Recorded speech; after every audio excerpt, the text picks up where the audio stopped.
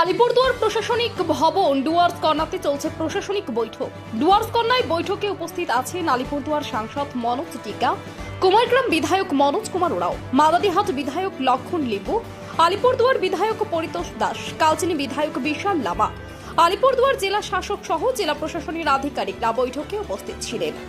বৈঠক শেষে আলিপুরদুয়ার সাংসদ মনোজ টিকা জানান, এদিন বৈঠকে আমরা স্পষ্ট জানিয়ে দিয়েছি, পূর্বে যে দুর্নীতি হয়েছে সেগুলো তদন্ত করতে হবে এবং যারা সরকারি টাকা নয়ছয় করছে তাদের বিরুদ্ধে ব্যবস্থা গ্রহণ করতে হবে। Bureau report, UB live news, খবর যখন আমরা তখন। সব ইনকোয়ারি করা হোক। একদম যত দুর্নীতি হয়েছে সবার উপরে ইনকোয়ারি হওয়া উচিত, সেটা আমরা বলেছি। আর সরকার এটা নিশ্চিতরূপে দেখেছে আর দেখবে। আর মানে আগামী দিনে যারা যে টাকা নয়ছয় করেছে জনগণের টাকা, তাদের বিরুদ্ধে এফআইআর হবে। যারা কাজ করে না করে টাকা তুলেছে তাদের বিরুদ্ধে এফআইআর হবে। সেটা তদন্ত, সেটা পুরো ডেটাটা বেরোচ্ছে। নতুন যারা বিধায়ক হিসাবে নির্বাচিত হয়ে এসেছেন, এমনি তো আমাদের তিনজন তো পুরানোই আছেন এইখানে, যেরকম কুমারগ্রাম মনোজ ওরাও, কালচিনি বিশাল লামা, দীপক আসতে পারেন ফালাকাটার বিধায়ক, এবং আমাদের দুইজন নবনির্বাচিত বিধায়ক রয়েছেন আমাদের আলিপুরদুয়ার থেকে পরিতোষ দাস মহাশয় এবং মাদারিহাট থেকে লক্ষ্মণ লিম্বু মহাশয়, দুইজন।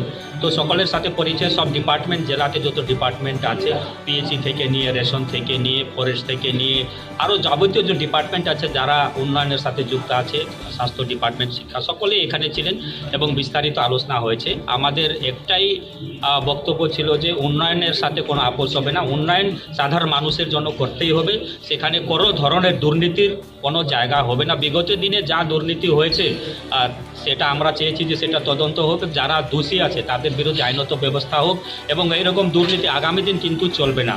যারা এই অভ্যাসে হয়েছে সেই অভ্যাসটা ত্যাগ করতে, এবং নতুন সরকার এসেছে নতুন মানসিকতা নিয়ে সাধারণ মানুষের জন্য কাজ করতে হবে। সেটা স্বাস্থ্য হতে পারে, শিক্ষা হতে পারে, ফরেস্ট ডিপার্টমেন্ট হতে পারে, পিএইচই হতে পারে, ডব্লিউবিএসআরডি হতে পারে, রোড হতে পারে, আরও অন্যান্য অনেক ডিপার্টমেন্ট আছে। আমাদের একটাই বার্তা আছে যে মানুষ আমাদেরকে নির্বাচিত করেছে, আমরা মানুষের জন্য আছি এবং মানুষের জন্য সর্বোপরি যা করণীয় কাজ আছে সেটা করতে। কি কি প্রপোজাল দিলেন কাজে?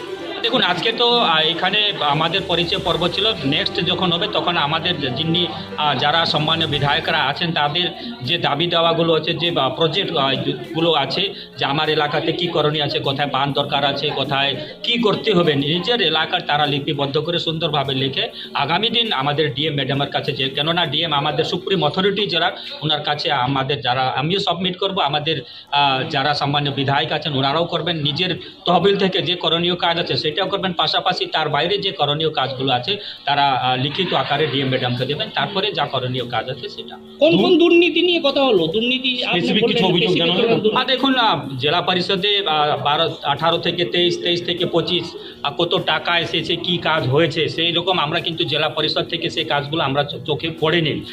পাশাপাশি গ্রাম পঞ্চায়েত স্তরে যে টাকাগুলো এসেছে সঠিকভাবে ব্যবহার হয়েছে কি হয়নি, পঞ্চায়েত সমিতি স্তরে যে কাজগুলোর জন্য টাকা এসেছে সেটা সঠিকভাবে হয়েছে কি হয়নি, পথশ্রীতে অনেক টাকা এসেছে, কাগজে কাজ হয়েছে কিন্তু আদতে সেখানে জমিতে কোনো কাজ হয়নি। সেটা তালিকা ব্লক ওয়াইজ আমরা বলেছি যে আমাদের যে এলাকার বিধায়ক আছে তাদের হাতে তুলে দেওয়া। সর্বোপরি যেটা পাড়ায় সমাধান 10 লাখ করে এসেছিল সেটাও কিন্তু শুধু কাগজে কাজ হয়েছে, সেটা জমিতে কাজ হয়নি, সেটাও যাতে আমাদের সম্মানীয় বিধায়করা আছেন তার তালিকা পাবেন। এটা তদন্ত হওয়া উচিত। যারা এই ধরনের সরকারি টাকা নয়ছয় করেছে তাদের বিরুদ্ধে আইনত ব্যবস্থা সেটা করতে হবে, এবং যারা